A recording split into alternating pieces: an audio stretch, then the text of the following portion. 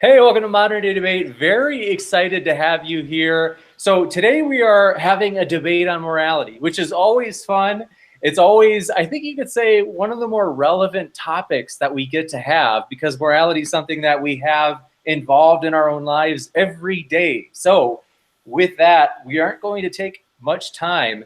We're going to introduce the debaters, and then it's going to be kind of a hybrid format. So with that, we're going to have formal openings, 5 minutes. The debaters can take as much as they want if they want to donate time to Q&A. And then we're also going to have an open discussion, which most people seem to prefer kind of the civil discourse deal. Following that, we will have 5-minute closings, just you could say summary notes where each debater will tie together the threads of the debate so far. And then one thing I want to mention, we are extremely excited about a couple of things. One is, thanks for your patience as we're on Google Hangouts again, sorting out some technical issues. So thanks for your patience on that earlier tonight. We are set and running and very excited also. We just monetized and got approved for it. And the money is going toward getting a computer with a good CPU so we can stream without buffering. You guys have been just so kind and patient as I've got these old laptops that are both like 10 years old. Neither of them can stream well, but you guys have just been super kind. So thanks for your patience and support here at the channel at Modern Day Debate. And I promise we're going to put out better stuff for you guys, and we hope you enjoy it. And tonight is going to be no exception. I think you're going to enjoy this. It's going to lift the bar higher. And so, as mentioned, we want to get explained, or I should say, introduce the debaters, one last house cleaning type thing. On Monday, the CEO of the Atheist Republic will be debating Jonathan Sheffield. So Atheist Republic, the biggest atheist organization on planet Earth. I'm not joking. 2 million Facebook followers. And so we are going to be hosting Jim Majors on behalf of the Atheist Republic and Jonathan Sheffield, a longtime student of, you could say, apologetics. And it's going to be a blast. I'm excited to say the least. So lastly, thank you guys for your questions. If you have questions during this debate, would love for you to just put an @moderndaydebate at the start of your comment in the comments section. And that'll let us know that the question's for one of the speakers rather than somebody you might be debating in the comments. So, all right. Thanks so much for your patience on that house cleaning stuff. I'm going to introduce Christopher first. He is a longtime friend of the channel. He's been on here a number of times, and he is very well read. I always brag this guy up because he hits the books, and he's good at actually articulating the ideas too. You need both of those things to debate well. So, Christopher, if you want to share what's going on at your channel, we would love to hear it. How's it going, buddy? Hey, so there's not a whole lot going on at my channel. Tomorrow we're going to be having another Bible study as per usual. We didn't have one last week because things were getting hectic for me at school. Other than that, there's not a whole lot, but I do have, I am planning a few other debates with a few other people coming up. And also, I am actually going to be working with Milwaukee Atheists and Jim Majors, and we are actually working on putting a channel together between the three of us. So that is the big project in the future. But other than that, just a little bit about me. I just come around from University of Michigan. I'm currently working towards eventually getting my PhD in Hebrew Bible. Brad, well, we're excited to have you back again. So thanks for coming on and excited about it. It sounds like you got a lot going on and you got a future you're excited for and going for. So very glad you're here. And next, we have a brand new guest. I just want to say thanks for coming on Cerebral Faith. It's your first time here. You're jumping into the debate. I guess you maybe have prior experience, but you're nonetheless jumping into modern day debate for the first time. And so we welcome you here. I think you'll enjoy it. And thanks for coming on. Thank you for having me. Yeah. So if you want to share just what's going on in your world, what you've been working on, projects or anything like that. Yeah, I recently started a podcast, the Cerebral Faith podcast. I've had a blog, cerebralfaith.blogspot.com, running for uh, 6 years now, and I just recently decided to start a podcast, and I've had 3 episodes so far. One is an introductory episode explaining me and who I am and what apologetics is and how I got into it and all that stuff. And then I had a 2-part episode on the Kalam cosmological argument. I've also recently written a 217-page book on the historicity of the resurrection of Jesus called My Redeemer Lives, Evidence for the Resurrection of Jesus. It is available on paperback and Kindle on Amazon.com. Rad. Well, we're stoked to have you. And for all of you out in the audience, we're glad to have you here as well. You can find the links for our debaters down in the description. So would encourage you, even if you don't agree with them, if you're like, oh man, I just can't stand Chris. Sorry, Chris, I feel like you're like a little brother. I like to tease you. But if you're, no matter where you stand, if you're like, hey, I don't agree with that, but hey, what's the worst of getting to, I think as you become more advanced in the debate world, I'm an old man, I'm 32, I've been doing a lot of debates and stuff like this for years. You go and you don't just listen to summaries from your own side, but you get to go to the opposition and read their, you could say kind of in a way, primary sources from the opposite side. And that way it makes you kind of stronger as an academic as you try to make yourself tougher rather than listening to kind of summaries of it from people on your own side. So with that, we are going to start the clock. And so this is to just put this in context. Broadly speaking, it's a debate on the moral argument for God's existence. However, the main premise would be on whether or not morality is objective, of which cerebral faith would take the affirmative. And so we will allow cerebral faith, unless otherwise, if you guys differ on it, we will allow the affirmative to start. And then Christopher is a moral error theorist. So Christopher would say moral statements just false. They don't even make sense. And we'll let him explain his position. So with that, I'm going to start the clock. And this is just for our 5-minute introductions, as this is a hybrid debate. So Cerebral Faith, very glad you're here. And I will start it on your first word. Okay, thank you. The moral argument for God's existence is an argument that has been around for a long time and has been defended by a variety of Christian thinkers throughout history. C.S. Lewis is perhaps the most widely known proponent of this argument, and it has taken on different formulations, but they all make the same sort of reasoning process. Objective morality is real because God is real. There is a moral law because there is a moral law giver. Now, the formulation that we will be debating tonight is the Modus Tollens version that is most famously defended by Dr. William Lane Craig. It goes like this. Premise 1, if God does not exist, objective moral values and duties do not exist. Premise 2, objective moral values and duties do exist. Conclusion, therefore God exists. This is a logically valid argument given that it takes the rule of inference known as disjunctive syllogism. Therefore, in order for the conclusion to be reached, we have to justifiably affirm that both premises are true. So are these premises true? I'm going to get into that. I think that the first premise is very plausibly true. I think that if atheism is true, then objective moral values and duties become an unintelligible concept. Now, when I speak of objective moral values, I mean good and evil. And when I speak of objective moral duties, I mean right and wrong. Now, the difference between these two is that a value has to do with a thing's worth, while the latter has to do with your obligations. For example, it would be good for you to become a doctor, but you're not obligated to become a doctor. You are, however, obligated to help the poor. But why think on atheism that anything is good and right and wrong and evil, that these terms have any meaning? On atheism, man is just a biological organism that evolved out of the same primordial slime as every other biological organism. What makes the life of a human being of more intrinsic worth than the life of a mosquito or a flea? Most people don't think it's a form of mass homicide to kill all the fleas hiding in your dog's fur, but they would consider it mass homicide to blow up a building to kill every person inside. But on atheism, why is killing everyone in a building evil, but killing every flea on your dog morally permissible? Why place a higher value on the life of human beings than the life of fleas? If atheism is true, man is just a bag of chemicals on bones on a tiny speck of dust called planet Earth, lost in a gigantic cosmos that cares not whether he lives or dies.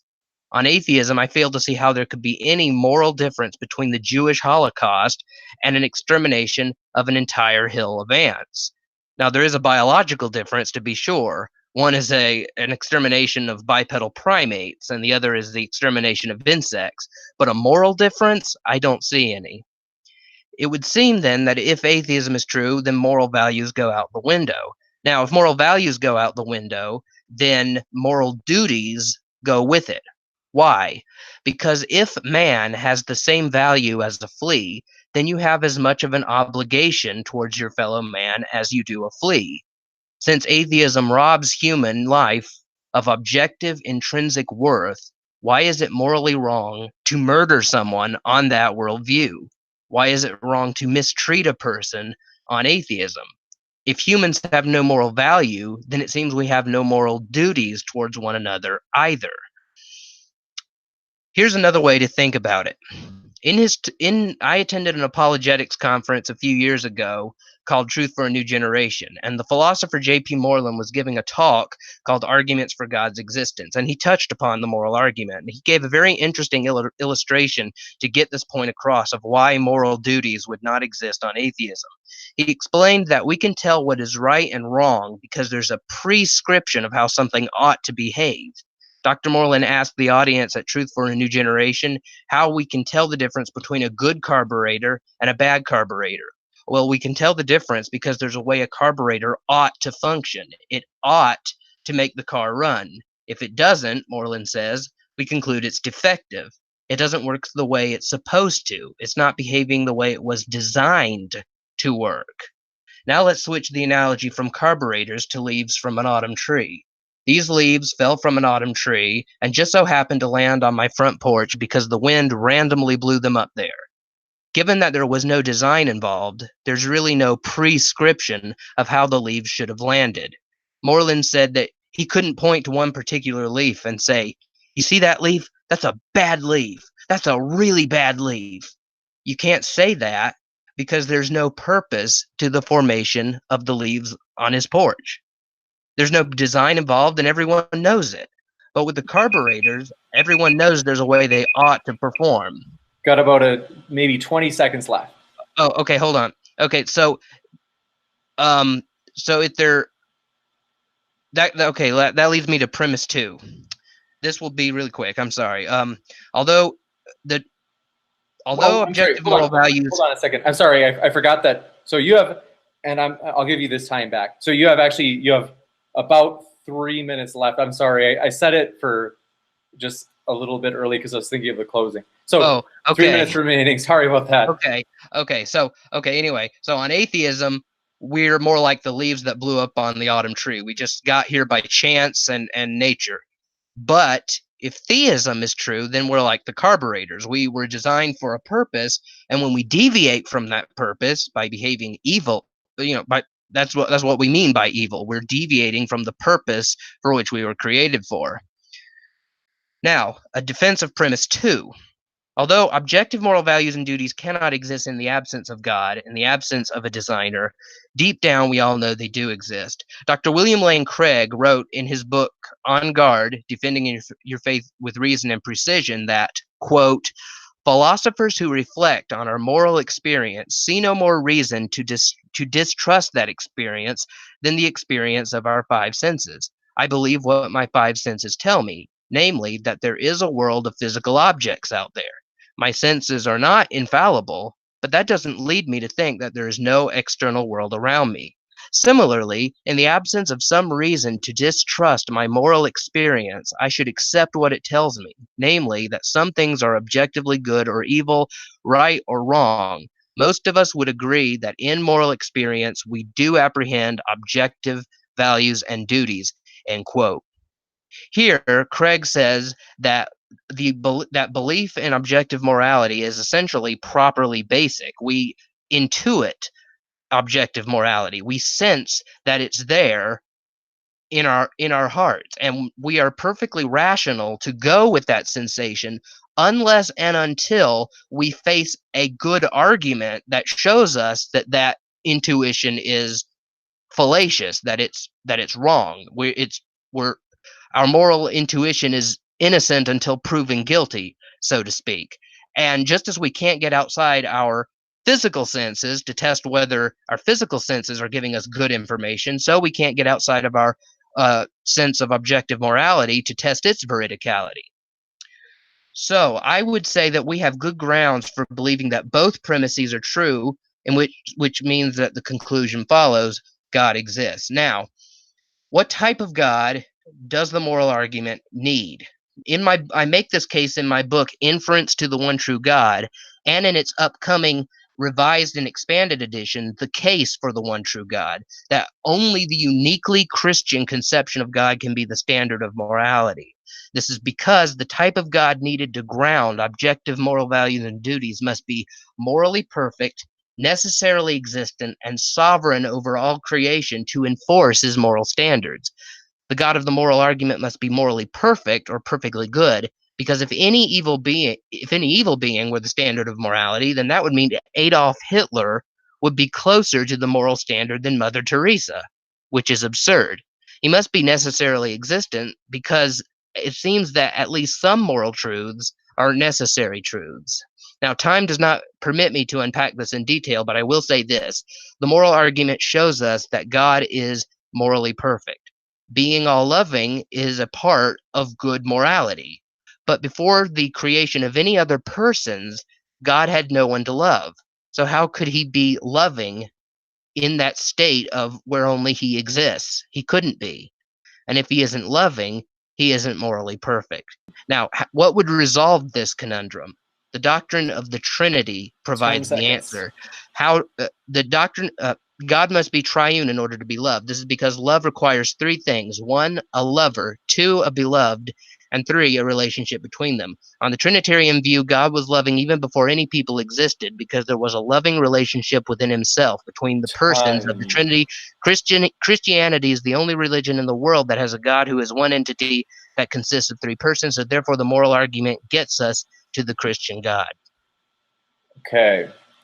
So it's just slightly over, but given that I interrupted you, I kind of threw you off there. And so I think that it's fair to give you that extra however many seconds. Yeah. So thanks for your patience on that. Gosh, it's been a long day. We're going to make it. Okay. So very articulate, very glad to have you. And again, Evan is linked down in the description below, and that's Cerebral Faith, as well as Biblical History Skeptics, who is also down in the description. So very happy to have you. And Biblical History Skeptic, the floor is yours. I will start the 8-minute timer when you are ready on your first word.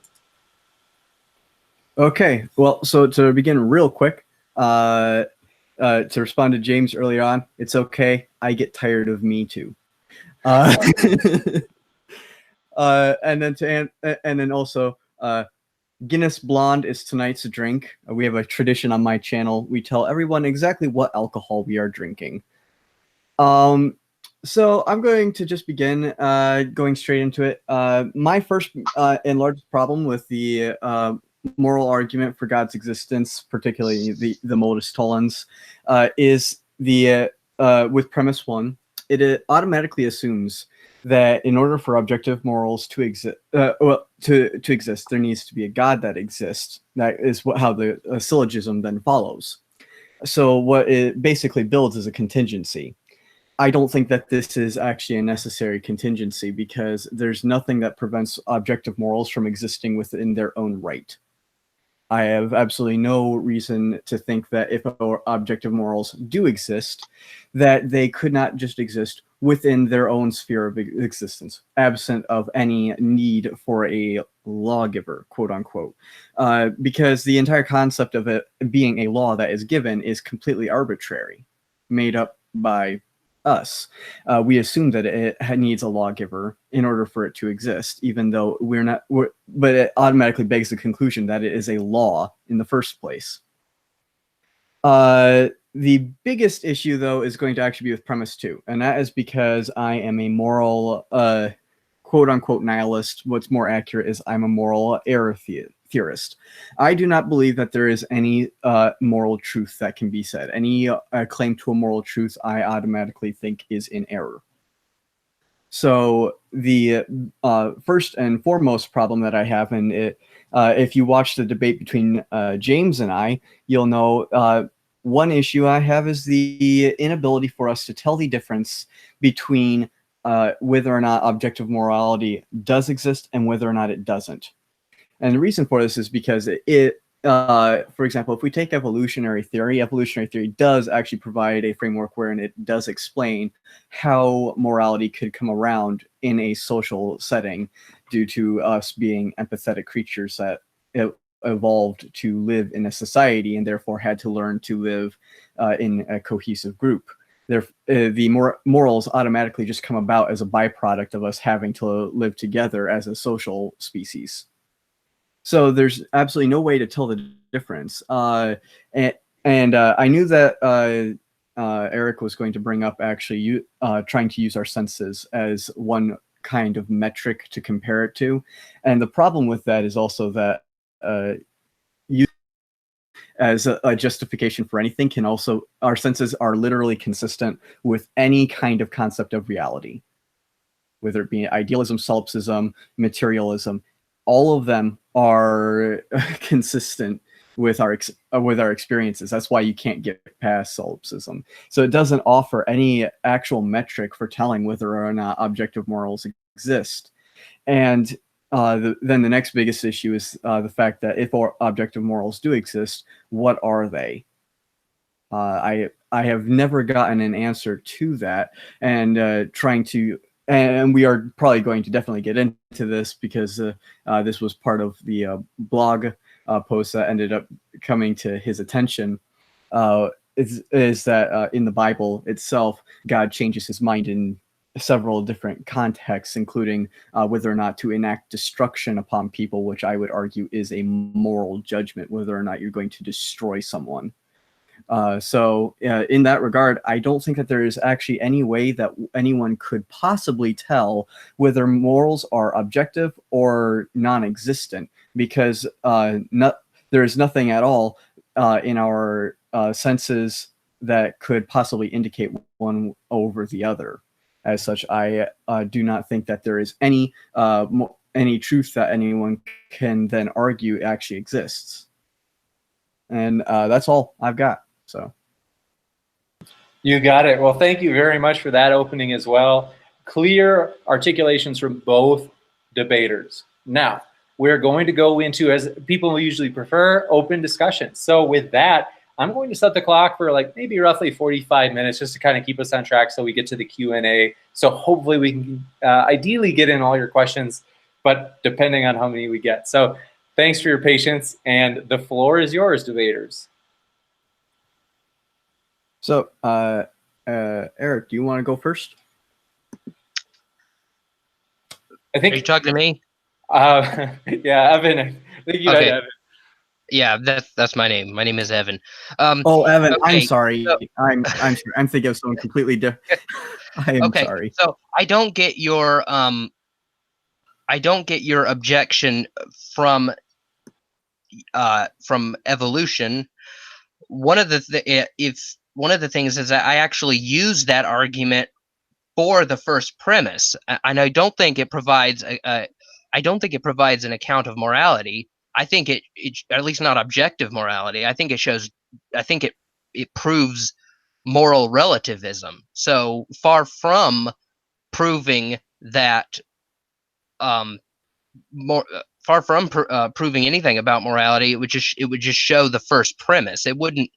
But I would also say it wouldn't necessarily prove the second premise, because you would have to presuppose that atheism is true, because if theism is true, if God guided the evolutionary process, as I would maintain, I'm an evolutionary creationist, then he could guide the evolutionary processes to produce moral beliefs in us that would be in accord with his own beliefs. So it would have to be an atheistic brand of evolution to prove moral relativism.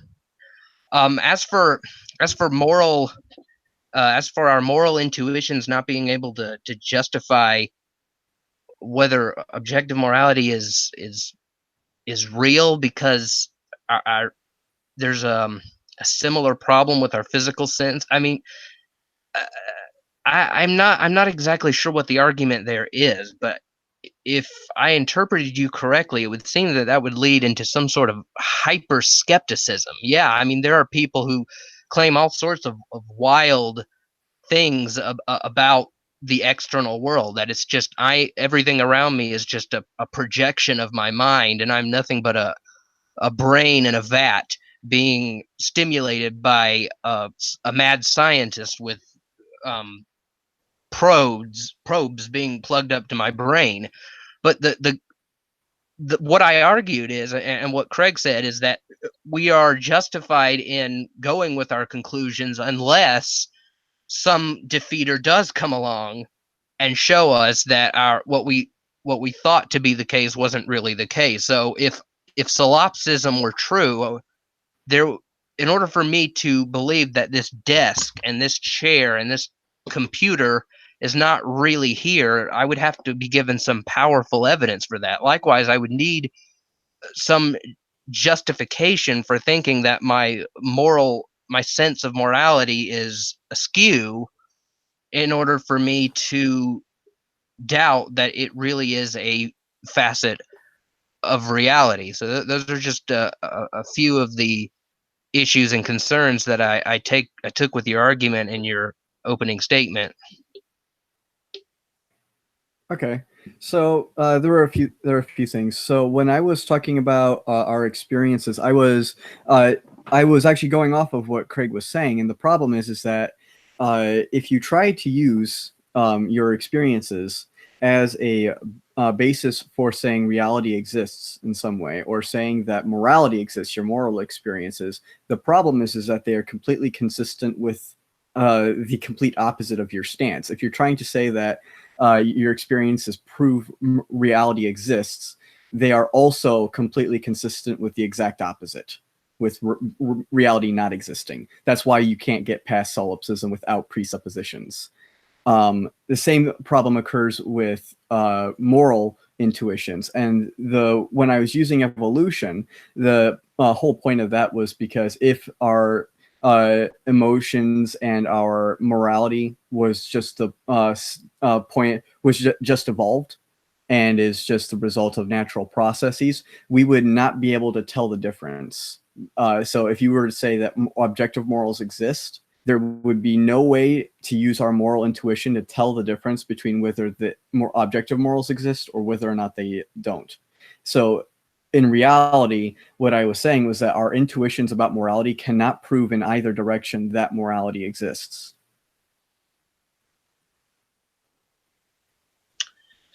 Well, I would think that seeing and feeling and hearing things on a solipsist view, yeah, that would be consistent with seeing and hearing and feeling things on an external world view. But the thing would be to why think that what I feel here is not actually here? Why think that the solipsis is correct? I would think that the belief in the physical external world is a properly basic belief that we're all rational and justified to affirm, unless and until we're given a good defeater. The solipsist can say, well, yeah, that you feel a desk in front of you, that's consistent with my view just as much as it is yours. But his view is asserting that this desk, this computer, this whole, you and Christopher are just no, oh wait, you are Christopher. That you are just project figments of my imagination. He would have to provide some stance for that. The burden of proof is on the one making the more radical claim that what I sense is there isn't actually there.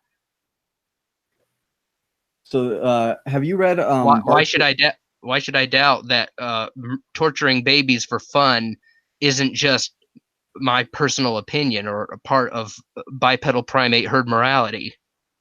Well, I mean, I could give one reason for that, and that's because it happens. People actually believe that that was a good thing. The city of Carthage is a prime example. We have tons of evidence that they actually sacrificed infants through fire to Because of their religious beliefs, though. Yes, but that makes it completely. But that made it moral in their worldview. But do you think that they would still hold that if they didn't think that their God commanded them to do that?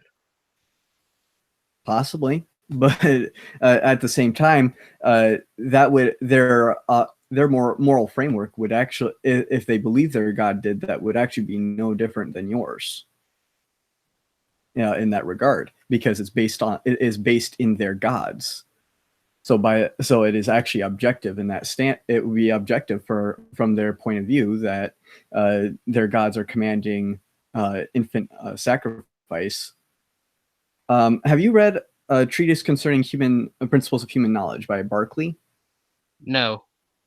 The main principle actually used Occam's razor to primarily show that there is no justification for thinking a material world exists. And scholars for generations have actually attempted refuting this and have not yet done it. His principle was that it was an idealist world, is all projected from the mind. And he uses experience as one of his primary foundations for that. That is the biggest, and so the biggest issue we have is that every single claim made about reality and about morality in regards to our experiences are equal, because our experience can be used to validate any one of them. So as such, any justification from experience in the end cannot prove whether or not morality exists or reality exists, or what kind of morality or what kind of reality. In the end, it is a non-useful tool to appeal. Well, I'm not making a proof claim. I'm making a probability judgment or a plausibility judgment. Which one is more likely to be true on the basis of the evidence of our moral senses? But all of them have to be proven. All of them have the exact same likelihood. So it's just as likely that the Holocaust was a good thing than it was a bad thing. Is that what you're saying? Potentially, yes. Wow. I am a moral error theorist. I don't think that there is any such thing as good or bad. I think that is a societal construct, and hence why it consistently changes from generation to generation and culture to culture.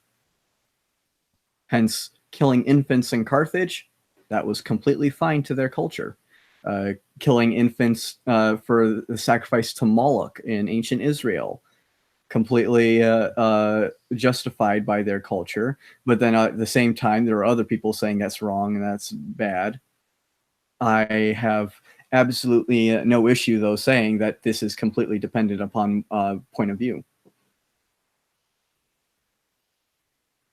Well, as I point out in one of my articles here on Cerebral Faith, that one of the reasons is one of the things, the objections that I've received against objective morality is that our intuitions are unreliable guides because of moral disagreements like this. The problem, though, is that the disagreements oftentimes revolve around a disagreement on the facts surrounding the situation, not so much on the moral itself. For example, in the issue of abortion, the debate isn't whether murder is really evil or whether a woman has the right to do with her body whatever she wants. The issue is whether the unborn fetus is a living, breathing human being. Pro-lifers like me would argue that the unborn fetus is alive and that abortion is the killing of that living human and therefore is wrong. But pro-choicers, on the other hand, argue adamantly that the unborn fetus is just a blob of cells. It's a potential human, and so no murder is really taking place. The debate is not, is it wrong to murder babies? The debate is abortion really murder? In Indians considering the killing of cows immoral is another example that I've often had pointed out to me. Indians believe that killing cows and eating them is wrong, while lots of us think that it's all right. The problem, though, is that the Indians' belief that the cows should not be killed is shaped by their religious belief in reincarnation. They believe that grandma could be inhabiting the body of the cow in the pasture, but we wouldn't believe that, so we would have no qualms about going out to Burger King and getting a cheeseburger. So that we both, the Hindus, the Christians, and the atheists would all, most of us would all agree that it's wrong to eat your relatives, but what we disagree on is whether or not our relatives could be in the bodies of the animals we eat. And I would argue that in the case of Molech and Carthage, in this case, this would be a difference of who is God, who is the true God, and who should we obey. And if they thought that Molech or Carthage weren't going to smite them and do all kinds of and that if they didn't have any power over them, they probably wouldn't think that they wouldn't have any motivation to murder their babies if they had a belief in the Israelites' God, or even if they were all atheists. I mean, I could point to a lot of atheists who say that it is really, really evil to burn your babies alive on a furnace. But also, I think that I think to take that radical stance that I didn't even know that there was any philosophers trying to argue that the well, I mean, I knew that they were out there, but I didn't know that it was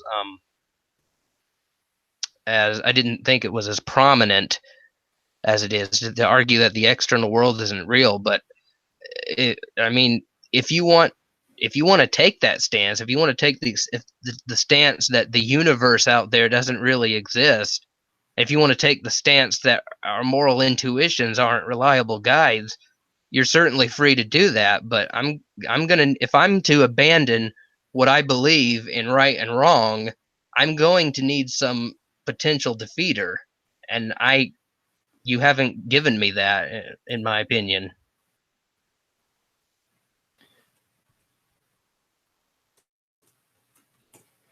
So the thing is that I'm not trying to say that I'm not saying that there is no objective morality. What I'm saying is we have absolutely no reason to think that there is one, because all metrics for trying to justify it can be used to justify the exact opposite. But what reason do we think that there isn't? Are you just taking an agnostic stance on moral realism? I'm taking the error theory approach, which is so you would say that there is any. It goes this way. So any claim towards a moral truth, I find, is automatically false because of reason X. In this case, trying to say that objective morality might exist or is plausible based on moral experience, I find is a false statement because experience also proves the exact opposite. It doesn't in my experience. I've never witnessed. No, I've never witnessed a horrible crime and thought, you know what, that's a good thing. Okay. So I've never witnessed a woman getting raped and thought, you know what, that's a very good thing. Good for him. Okay, so here's a question. When God smote and had his followers slaughter the Canaanites, was that a good thing? I would say it was, because God was judging a very, very wicked people. But I am not arguing for God from Scripture, so I don't think I'm going to let you argue against God from Scripture. This is natural theology, not biblical theology. Well, it's completely pertinent to this discussion, though. I don't rely on Scripture to make my points. But my point was that what I was going to get at was, though, you said that you don't look on those things and think it was a good thing, and yet you look on the slaughter of and rape of the Canaanites, and Well, that was a good that thing. was more like a cosmic capital punishment, and I do think capital punishment is a good thing. People who are viciously evil deserve to be judicially put to death. Okay, therefore, you do look on those things and think those are good things in certain circumstances. I don't think all killing is evil. There's murder, there's self-defense, there's capital punishment, there's killing in a just war. I don't think all killing is equal. I would say it's completely equal to a degree. It's just slaughtering a human being. There's no difference between slaughtering an infant. They are humans. I think there's a big difference between hanging a murderer and slicing an infant's throat. Not particularly. They're just humans. What comes down to it is what you add on to try and justify killing them. That's the difference, is what you add on to justify killing them. When it comes down to it, a human is a human is a human. Killing a human is always killing a human, regardless of context. Killing a human is killing a human. That's a tautology, but that doesn't say anything about the moral rightness, wrongness, or nihilism of the action in question. Well, yeah, they're both. If you slice the throat of an infant and you hang a murderer, yeah, you're killing. Both instances are killing a human being. And I would argue that on atheism, if atheism were true, there really would be no moral difference. It was there would be no moral difference between putting a bullet in a man and one meteor causing a hole in another meteor. It's just atoms rearranging themselves in the universe. Well, I do want to stop you right there, because atheism, the one and only requirement to be an atheist is that philosophically you say that you believe. That is the one and only requirement. However, that does not stop objective morality from existing. As I pointed out in my opening, there is nothing inherent that says that objective morality is contingent upon a deity, unless you define morality into that way, and then you're just defining God into existence. Well, I realize that the only requirement of atheism is to believe that there is no God, but obviously there are certain logical entailments to that, and one of the logical entailments of atheism is, I believe, moral nihilism. I don't see how there's any. I don't see how killing a baby and hanging a murder victim is they're just atoms in the universe being rearranged in different places, in different times, in different ways. Okay, so let me ask you. Cutting down a man is no different than cutting down a tree. If I became an atheist tomorrow, I'd be a moral nihilist, because it makes absolutely no sense to say it is evil to shoot a man and it is not evil to stomp on a cockroach. If humans are not made in the image of God, created on purpose and for the purpose of loving him and each other, love your neighbor as yourself. Okay.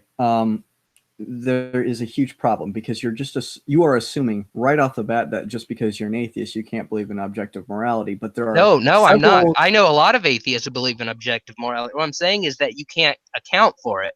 Yes, you can. You can. And this is the problem I have with presuppositionalist apologists. There's a difference between the order of ontology and the order of epistemology. Yeah, a lot of atheists believe in objective morality. I can name some. I'm friends with some of them, but I don't think that. And they try to give accounts of objective morality. They try to explain it. They try to appeal to things like moral Platonism and things like that. But then I poke holes in the moral theories that they put on the table. So yet you can believe in objective morality. I just don't think there's any good explanation in the absence of a theistic worldview. Okay, but here's the problem. How do you try and dismiss the concept of a logos? Take your objective moral argument, replace God with logos. How do you get rid of? How do you account? How do you say that logos is not the cause? Well, as a Christian, I would say it's the logos. No, no, Jesus, no. I'm not. It's not I a. mean, here's You're. the thing. Here's the thing. Natural theology, you can call it anything you like. You can call it God or Schmod.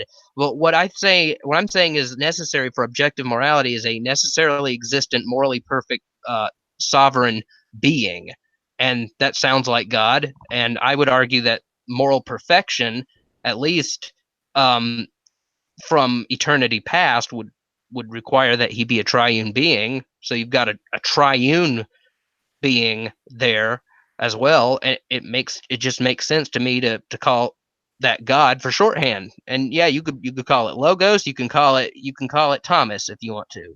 I'm not. But you're okay. So let me define what I mean by logos.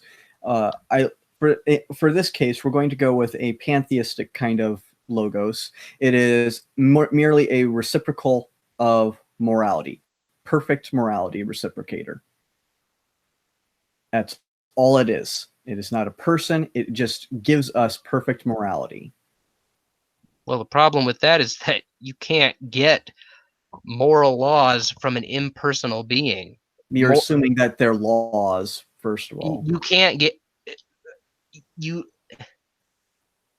the pantheist God. I talk about this in inference to the one true God. The pantheist God is more like is analogous to a forest. It's alive and I'm it not can do talking about pretty a amazing god. things, but yeah, you're talking about you said you're talking about an entity similar to on pantheism. Akin, but not. Replace It is okay. not a god. It is. Well, It it would has have no being. It is the literally just a logos. It's a reciprocator of the morality. ground of morality would have to be a personal being because Why? impersonal forces don't care how you behave. Gravity does not place upon you any moral constraints. It doesn't care what you do with your life. Except, but here's the funny thing about Neither that. do thermodynamics, neither Is does that the rainforest. A person lawgiver. can I speak? You interrupted me.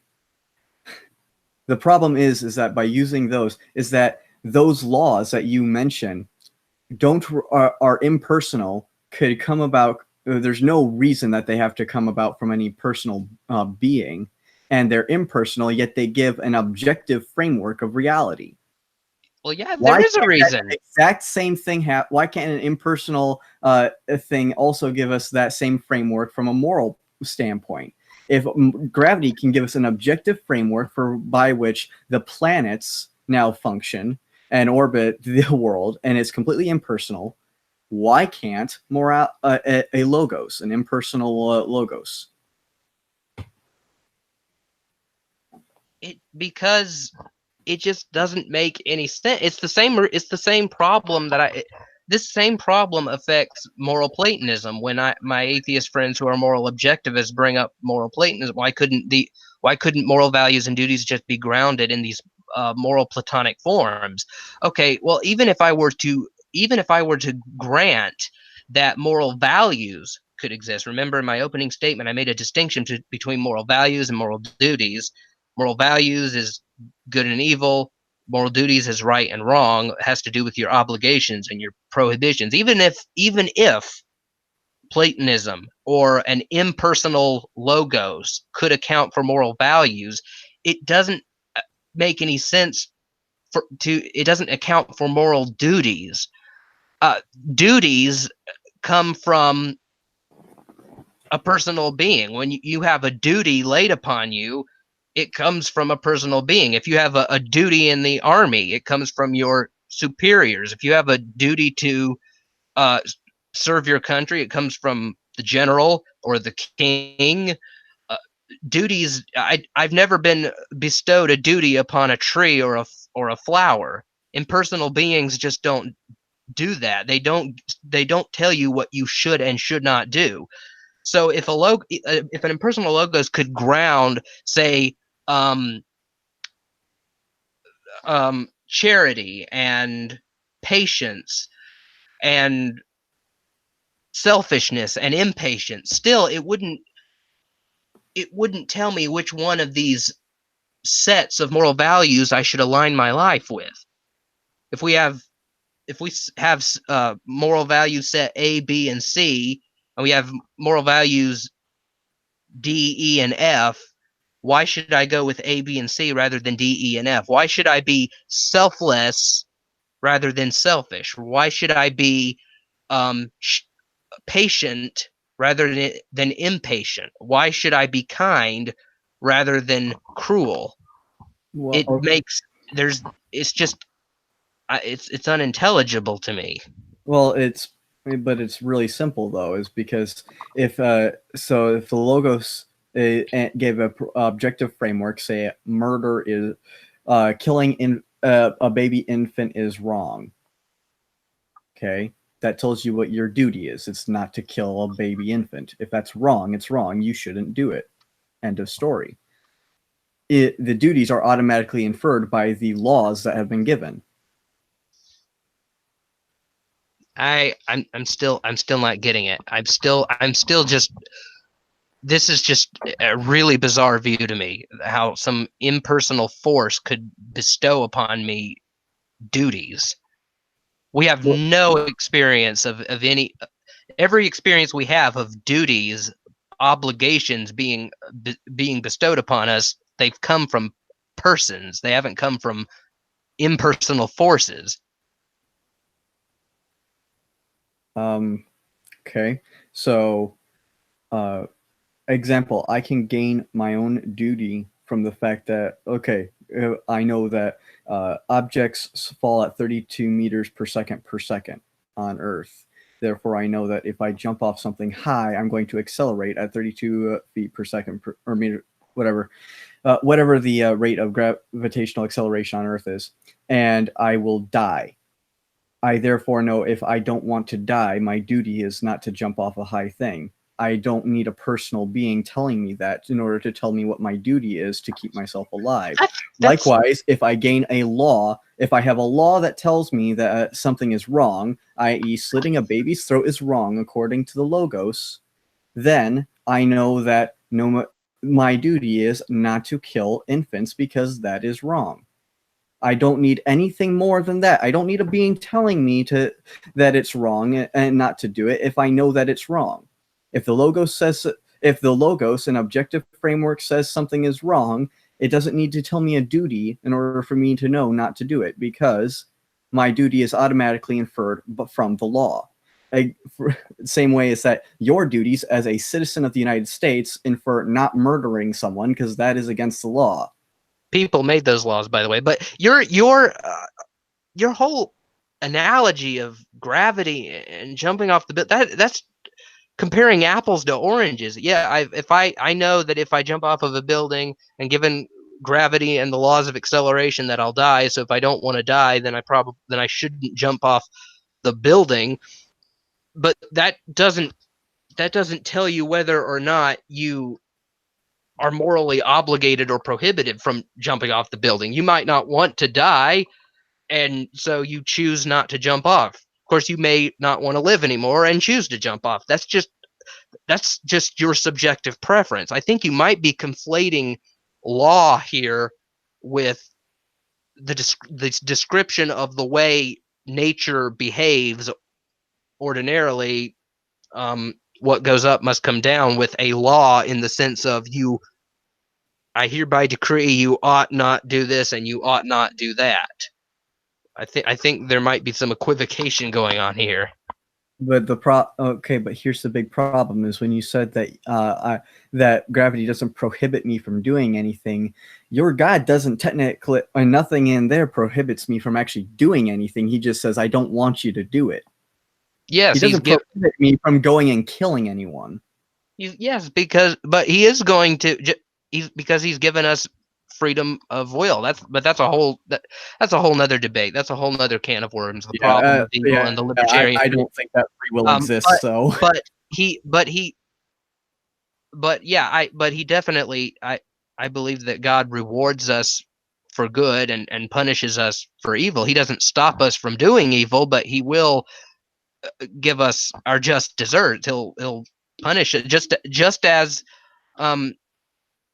as human judges punish us for doing evil. If you jaywalk, you have to I don't know what the penalty for jaywalking is. I think you have to pay a fine or you get a ticket or something. If you murder someone, you go to prison for an X amount of time, or you get capital punishment. And in the case of sin, you go to hell unless. But the punishment's But completely. here we're getting into biblical theology, and we're getting outside of the realm of natural theology. Well, yeah, and the thing is that punishment is completely off topic from whether or not something is or is not moral. Yes, but it has absolutely nothing to. I brought that up because you brought that up. You said God doesn't stop us from. Yeah, he doesn't, but he does respond to it nonetheless.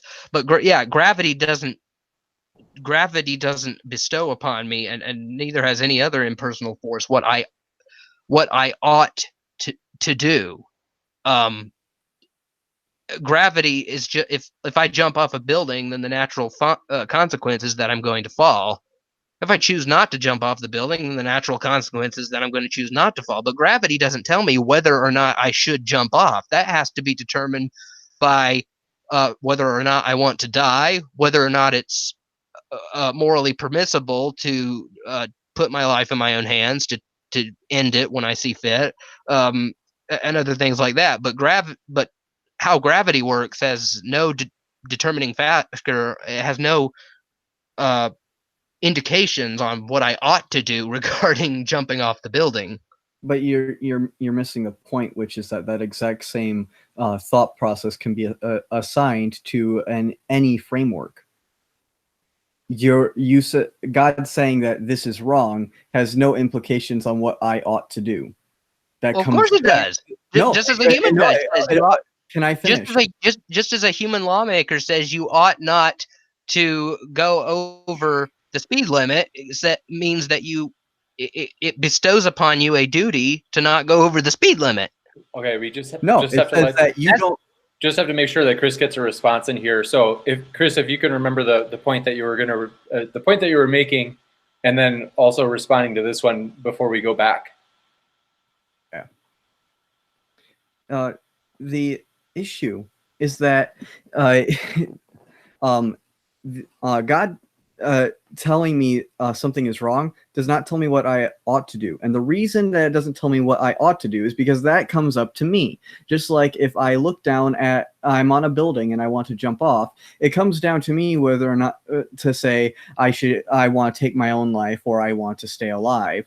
Likewise, apply it to the same thing to any moral law set and anything that God says, and it's okay. It's up to me whether or not I want to disobey God and do whatever. The exact same framework applies. Okay, wait. Okay, so let me just interject just to make sure that I understand. Hold on 1 second. I'm not putting a rebuttal. I just want to.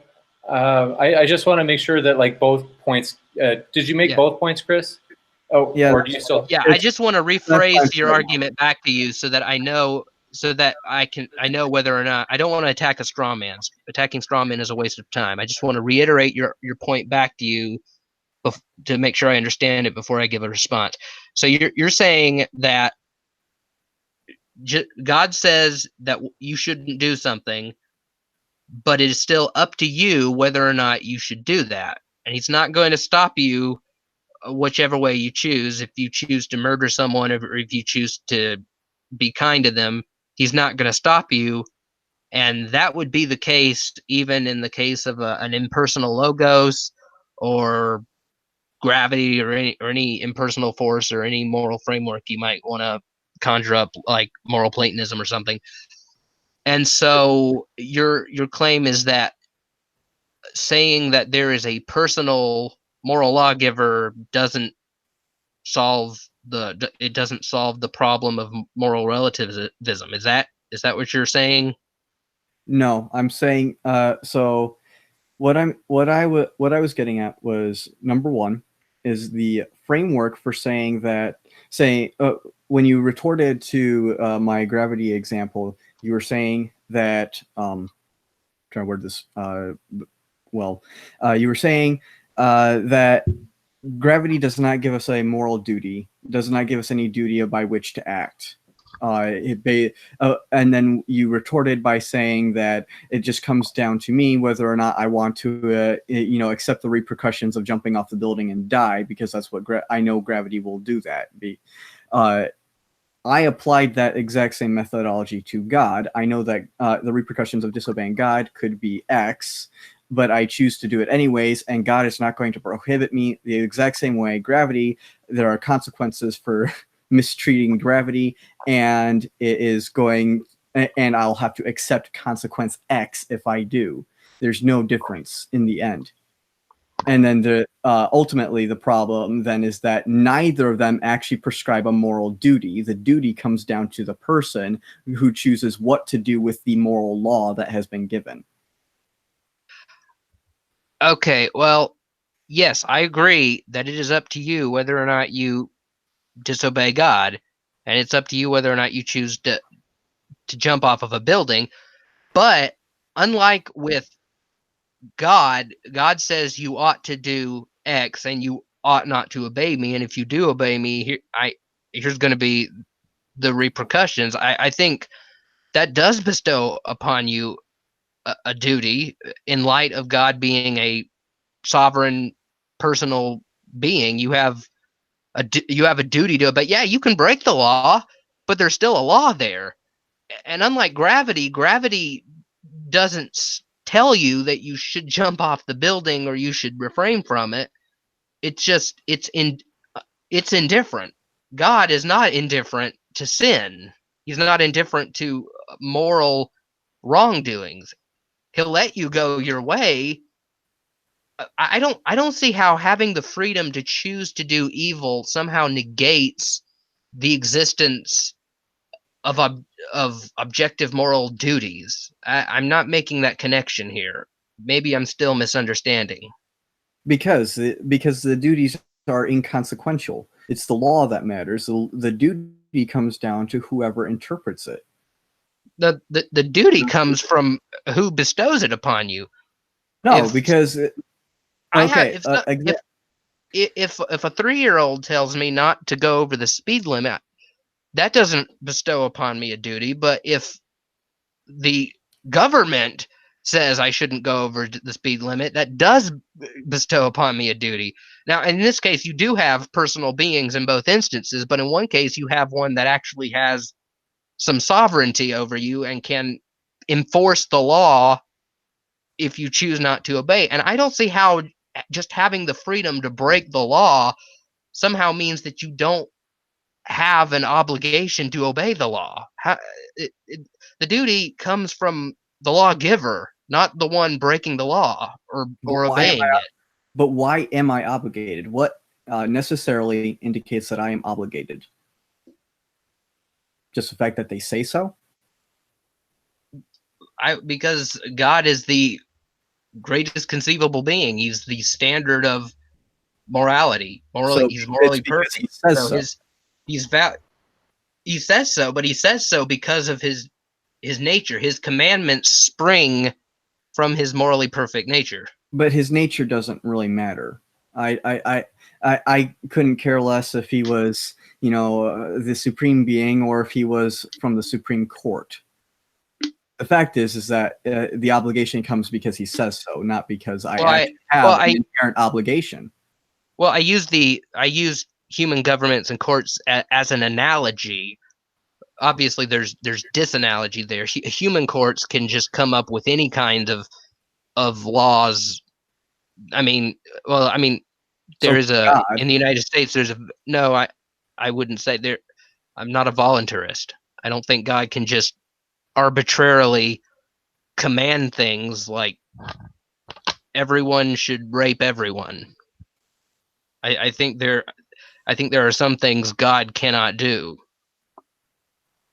Interesting. In light of his nature. God cannot say you should hate the Lord your God with all your heart, soul, strength, and mind, and you should hate your neighbor as much as you can. I don't think God can make that commandment. Doesn't he have a law in Deuteronomy that says to kill all foreign believers within your lands? That's a form of capital punishment. for not believing And in again, Yeah. and again, this is getting into biblical theology. I don't think it's fair for you to use scripture to argue against the moral argument when I'm not using it to support the moral argument. I think it's You completely you fair. you could say you could throw out biblical inerrancy if you wanted to. You could say, I don't think God really commanded those things. I think Moses just made it up. Now, I wouldn't take that stance. And I do think there are good arguments for that. I think Paul Copan in his book "Is God a Moral Monster" gives some good explanations for some of the harsh things we find in the Old Testament. But you could say, no, God is too good. He would never say to do that sort of thing. Let's just throw these verses out. But here's the thing. I'd like to point out that there's atheists out there who are moral relativists precisely because of their atheism. And if you were it's irrelevant to the discussion about if you were to try to argue that atheism doesn't entail moral relativism or moral nihilism by pointing out stories in the Bible, you wouldn't persuade them because they don't believe the Bible any more than you do. I can think of what was his John Paul Sartre, Richard Dawkins. I think he's a moral relativist. There are atheists who are either relativists or nihilists, and they don't believe the Bible. Now, I'm not using scripture to support the premises for the moral argument. I'm not saying why. The reason I bring them up is because they are a perfectly fine analogy to use. If you're going to use the Supreme Court as an analogy or as an example, I am perfectly within my rights to talk to the Bible. And the Bible is pertinent to this discussion, as that is the framework for your conception of God, I believe, since you are a Christian. It is perfectly valid within the framework of this discussion to use the Bible in discussion of moral objectivism. So you get to use the Bible to refute the argument, even though I'm not using it to support the argument. I can use it to ask what you think of things and how you would retort to these problems. We're actually going to go to the 5-minute closing. So you guys can, if you have any summary thoughts for your case, you will be uninterrupted during the closing statement. So you will have 5 minutes to give those, and then we will jump into Q&A, and we will have, if anybody has any more questions, we've got a pretty good list going so far, so we'll probably close the Q&A pretty quick for intake. But otherwise, given that we had the affirmative was Evan who started, we'll have Evan give the first closing statement, and that'll be, again, 5 minutes, followed by Chris. We just lost Chris. I think sometimes I think his internet there he goes. He's back. He's back. Thanks for it scared me there, Chris. I saw you drop. Did you notice that too, Chris? Yeah, it was a connection loss right there. No problem. We were scared. I was like, oh, we lost Chris. I've had problems all day, so we're glad to have you back. And we will, like I said, we'll go with Evan for the first 5 minutes, and then Christopher for his 5-minute closing. So, Evan, I'll start the clock on your first word. Well, this has certainly been a lively debate, and I have enjoyed it. I've found Chris's stances very confusing and very bizarre, probably as bizarre as the solipsism that term that has been thrown around. I don't see how an impersonal being could bestow any sorts of prohibitions or obligations upon you. That still is unintelligible to me, and I still think that unless we are given good reasons to think that our moral intuitions are wrong, we should automatically trust what they're telling us. And likewise, I would say that if God does not exist, then I think Chris's view is probably right. There is no objective moral values and duties. Everything is just matter in motion. We're all human beings are just chemicals, bags of chemicals on bones. We our sense of morality just evolved herd morality. We hold the views of morality that we do just simply because that's the way the cookie crumbled. It reminds me of what Charles Darwin said, and I don't have the quote here, so I'm just quoting from memory. He said in his, I think his book, The Origin of Species, he said, if men were reared under precisely the same conditions as hive bee men, we mothers would kill their fertile daughters, and and no one would think of interfering. And I think, but I don't think that evolution does provide a defeater to the trust of our moral intuition. Only an atheistic view of evolution would.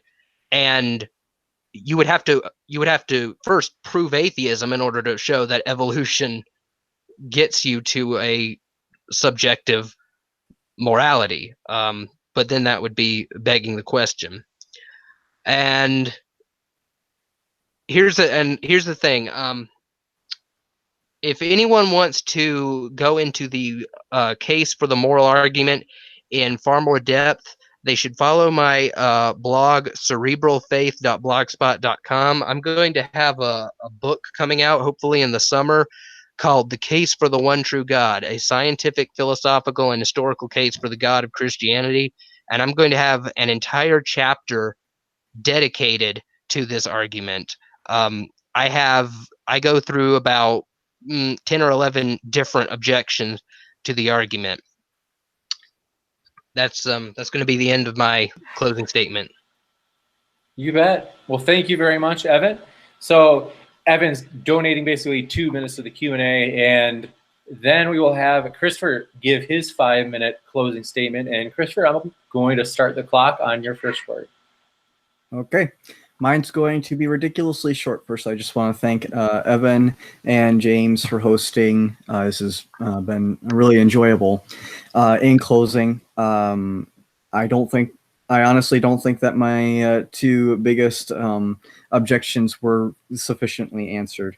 I don't think that there's any problem with an impersonal being giving us objective morality. By that standard, objective morality would be automatically inherent, and it would not have to have any particular lawgiver. And the entire concept of objective morality being a law that must be given by a lawgiver is inherently circular, in my opinion, or begging the question at the very minimum. For premise number 2, the biggest issues I have with saying that objective moral values exist is because there's no way to intelligibly show that moral values do exist. There's no way to show using our experiences of morality or our experiences of anything that that objective morality exists over relative morality or no morality whatsoever, and it's just all made up by our social classes and we inherit it. As such, I find absolutely no reason to issue any truth value to the idea that morality exists. And so, yeah, that is going to be it. You got it. Thank you very much, both debaters. And we have a lot of great questions. Excited to ask these. So James Downard asked the first one. It's a question for both. So describe the brain systems we use for moral reasoning and how this bears on our conception of morality. I'm not sure I understood what that means, the brain systems and how that accounts for morality. I don't understand the question. Yeah, Chris, do you know what he's asking here? Or she? I think he's asking what parts of the brain play a role in issuing moral response and such in and how that could play into our ideas of morality.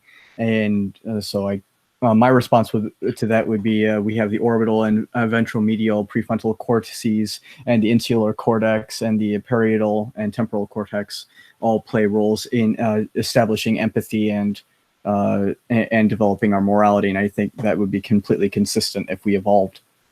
well, I'm not a neurobiologist or anything, so I would be way out of my field in answering any question about this sort. But I could, from a theistic perspective, say the same thing that Chris said, but I could just say that God guided the evolutionary process and to produce brains in his bipedal hominid species to have this sort of structure so that we would um, gravitate towards certain behaviors and get away from certain behaviors that he would disapprove of.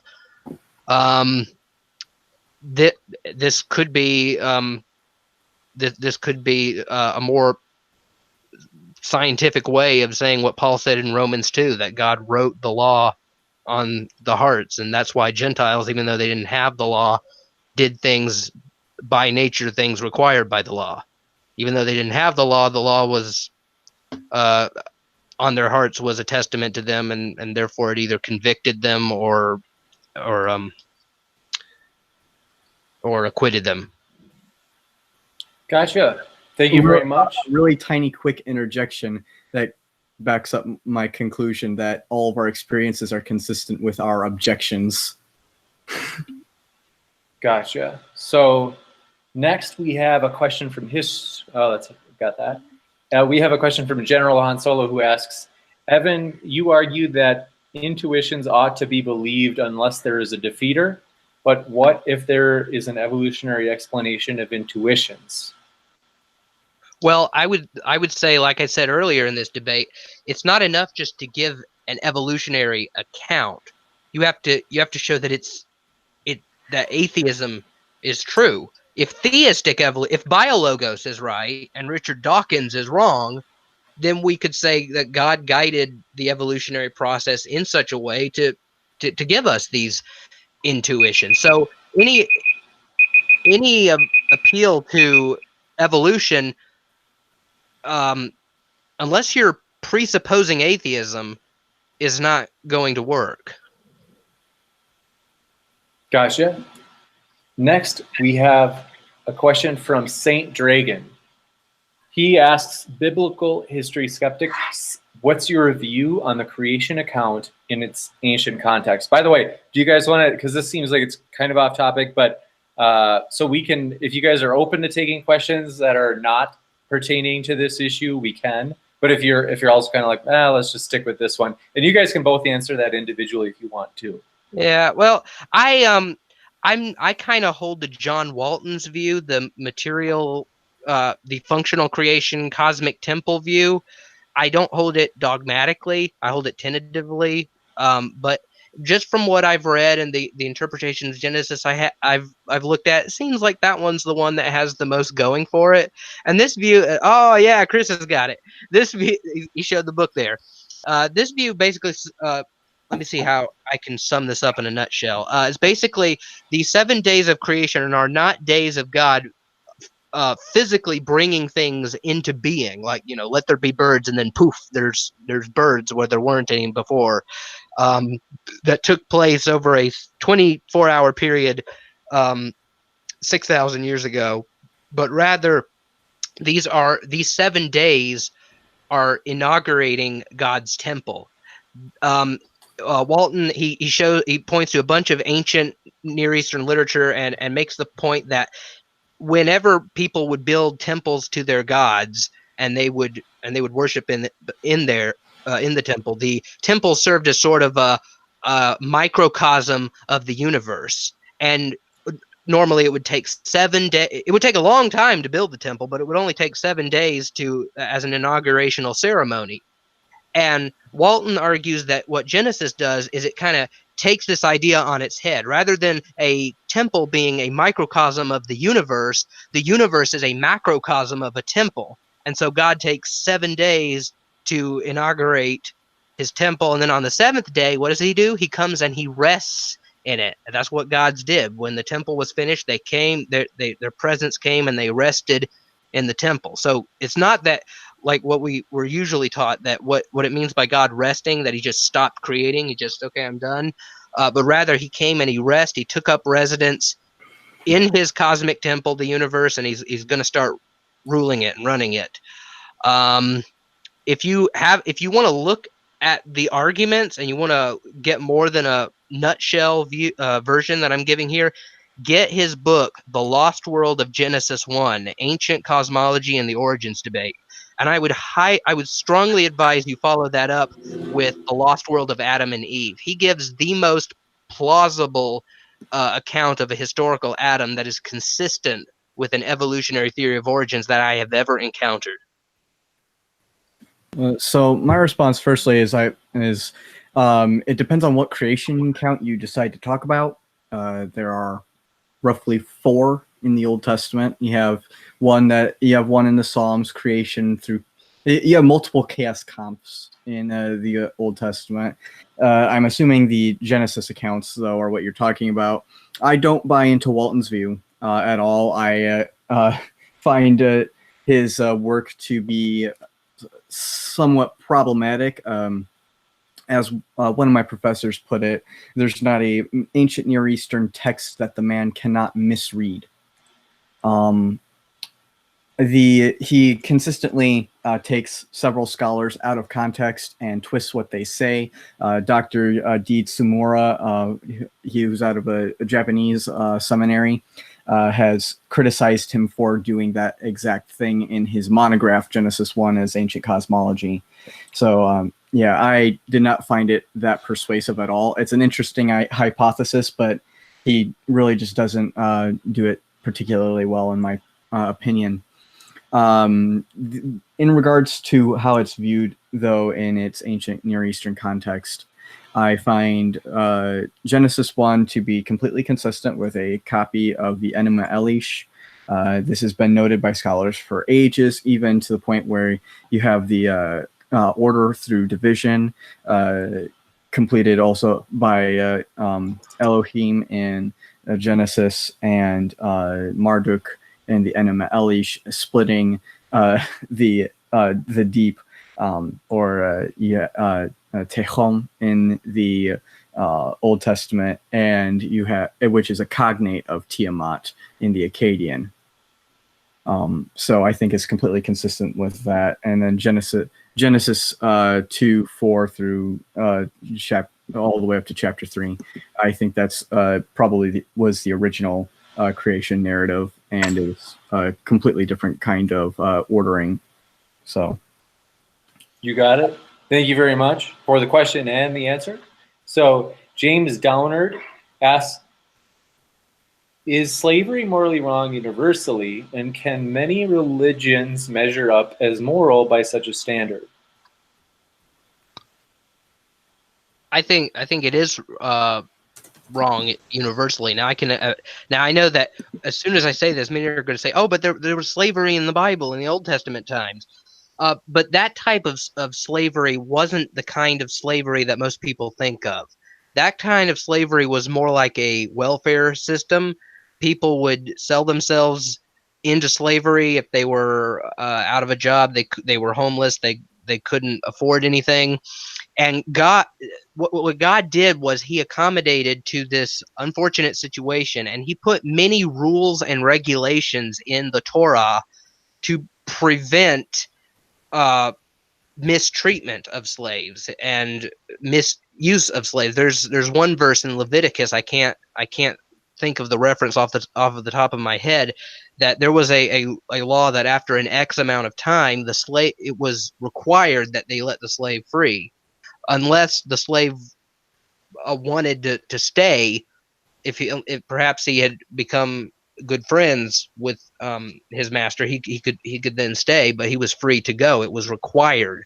There was a Jubilee year. And so this is really a big topic that cannot be tackled in a short Q&A session, but I would recommend one work, Is God a Moral Monster by Paul Copan. Also, I think the Apologetics Study Bible has some comments on this in the slavery passages, but the kind of slavery that most people think of when they use that word, I don't think that's good. What was the question again, James?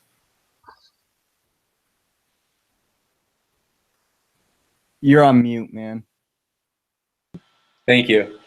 James Downard asked, is slavery morally wrong universally, and can many religions measure up as moral by such a standard? Oh, yeah, you already know. My answer is there's no such thing as wrong or right. So, sure, whatever. Depends on whatever society you're in. Slavery is still a thing in many of them. Gotcha. Excellent, and thanks for both of your answers. An excellent question. So, Slotology asked, why are the debaters arguing philosophies that seem to apply only to Earth?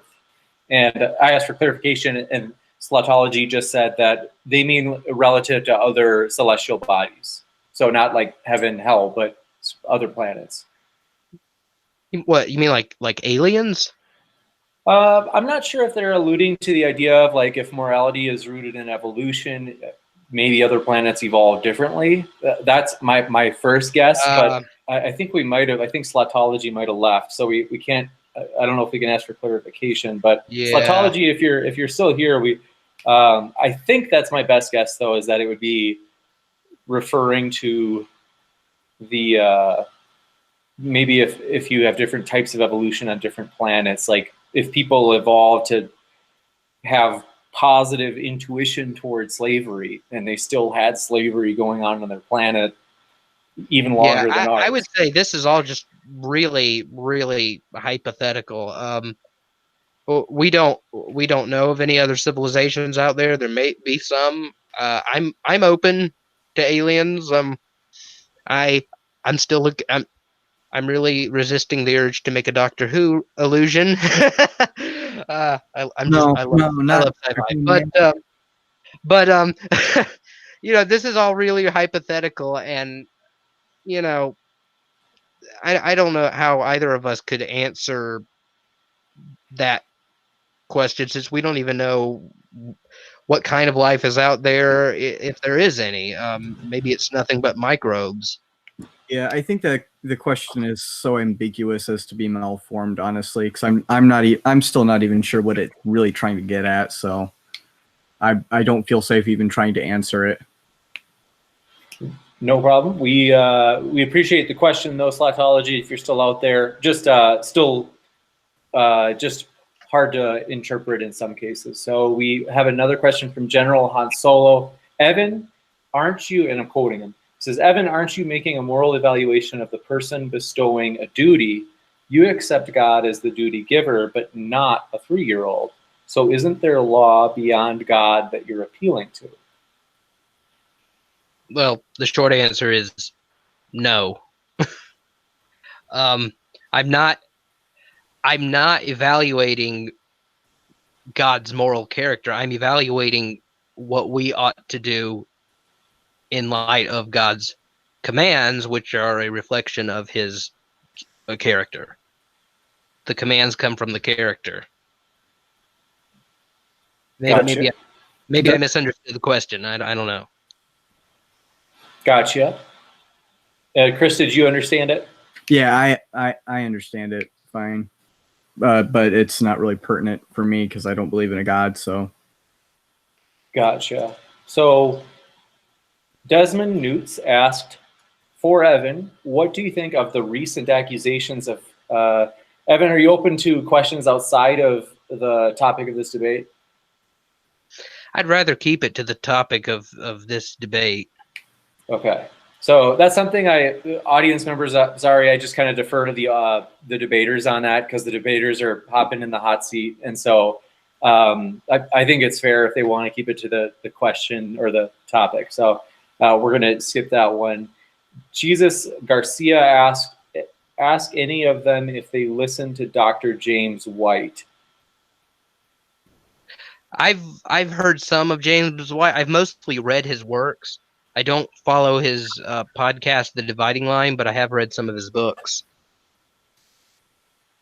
Yeah, I am very well familiar with James White. He is the one and only reason that why I spent money to buy Philip Comfort's translation of the New Testament, because he likes using this to date several of his manuscripts against what the scholarly consensus has always been. So yes, I am very familiar with him and a lot of his rather disingenuous tactics. So we'll go to the next one. Desmond Newts asked for Evan. Oh, we got that one. So Brian Stevens, this is actually the last one before we close the Q&A, and actually it's good for me to get your opinion. Frankly, as like the audience, I want you guys to largely be like in the driver's seat. And so that's why I'm kind of asking people in the chats as well as the debaters. This is kind of like a new thing for me. This is the first day we've had it. How do you guys want to go about super chats? Because Brian Stevens, thanks Brian Stevens for your super chat. By the way, your donations, if you guys use the super chat, I'm working on like my priority right now is to get a computer with a faster CPU. I got 2 computers. Both of them are like, what is it, 2011, I think is the newest one. So sometimes we have streaming challenges. I think that's probably why is my CPU or graphics card. And so long story short, thanks for your donation, Brian. And that will go towards getting a new laptop so we can stream better quality without buffering. But for the audience and for the debaters, like, what are your guys' thoughts on super chats? Normally the rules are we say you have to ask a question. So if somebody gives a comment, I would usually say like, hey, if you can't put it in the form of a question, I won't ask the debaters. Should there be an exception for super chat where we would be like, if you want to make a comment, we'll let you give a comment to one of the debaters to respond to. Or I think Non Sequitur show, sometimes they do super chat where they'll just, I think they just read through the whole thing at the end of their shows. Yeah. Yeah. So I'm fine responding to a super chat. I'm fine. I don't. What is super chats? I've never heard of that until just now. It's like so basically like live streams, people put in their comments, but if they want a comment to be highlighted, like a person today Brian put in $2 and then it'll highlight it as blue. And so it'll make the comment stand out. And my guess is like most channels I would think would like read them out loud, or at least I only have a sample size of one because the Non Sequitur show is the only one that I've seen with it that I regularly watch. So basically, as a way of like not only giving it more exposure in the comments because it's highlighted like blue or yellow or orange. In this case, like we would be, I could read it out loud, or we could do something like where some channels maybe they don't read it at all, or maybe it can just be like we'll read it and give a debater a chance to respond to it. Oh, okay, Brian Stevens said we don't have to read it. Thanks, Brian. I'm new to this, so we're growing together. We're learning together. So, but I'm still curious. Like, does anybody have any thoughts on how that should be done? Like Chris said, Non Sequitur show just reads it out loud. If you guys want to leave a comment, both in the chats or in the comments afterwards, let me know. Because, like I said, and then one other thing, last question is because that was the last question from our Q&A. General Han Solo, if you want to do an after show, unless one of the debaters is doing it, I'll defer to the debaters. But otherwise, I will, General Solo, you're happy. I'm happy to have you do it, and I could link it or something. So debaters, if you want to have an after show, though, like I would defer to you and putting it in the description if either of you guys want to. Not really. It's like 11:40 at night. I'm fine with General Han Solo doing it. Only caveat I have is that one of my friends, Brock, and I are wanting to chat as well. So as long as he can come over, I'm fine with that. Otherwise, I'm going to head with him. Okay, you got it. Is that okay, General Han Solo? If Chris, I'll be watching the comments to see your answer, and then I'll. One other question is, thanks, Wildheart. I wanted to ask if you guys wanted to open it up to broader topics. So far we've been doing like religion and atheism, which is definitely fun. And frankly, it's something that I feel more experienced with. And that's like one part I like is that like I basically got a master's in philosophy purposely trying to aim all my papers at Texas Tech toward philosophy of religion whenever I could. And my professors, most of the time, like, if I could do it in a smart way, we're okay with it. But the point is, I am not as well versed in politics. I know a little bit. So, for example, a lot of people want to have a debate. Like, would you guys be open? Would people like a debate on whether or not marijuana should be legal? I'm kind of curious. Probably be up for that. Yeah, I'm not really a political debater. If you're asking if I would want to participate in one of those at some point, but whether or not people would be interested in seeing other people debate that kind of stuff, I mean, yeah, I think they'd be interested in watching that. But I'm not a political guy. I mean, I have some there are some opinions that I haven't really researched much on, and then there are some, like abortion, that I've researched more on and feel confident in talking about. But the legalization of marijuana, that's one of those things I'm kind of on the fence about. As a libertarian, I'm kind of like, who cares if you want to smoke pot in your own house? I don't care. But then I'm like, well, I don't know. Maybe I just don't. I don't know the effects of marijuana. Maybe it should be illegal. Maybe it's too dangerous. I know nothing about marijuana. You got it. So I wouldn't be debating that because I don't know anything about it. You got it. Well, so far from the comments that I've been reading and from both you and Chris, it seems like people would like us to open up new topics, which I'd be happy. I mean, I'd certainly enjoy learning about it, even though I'm not like super versed in it, but I'm happy to learn about it. So I'll start asking people if they want to debate marijuana. So want to say thanks to our debaters, though. Thanks for also giving your guys' feedback on like these different ideas for the channel.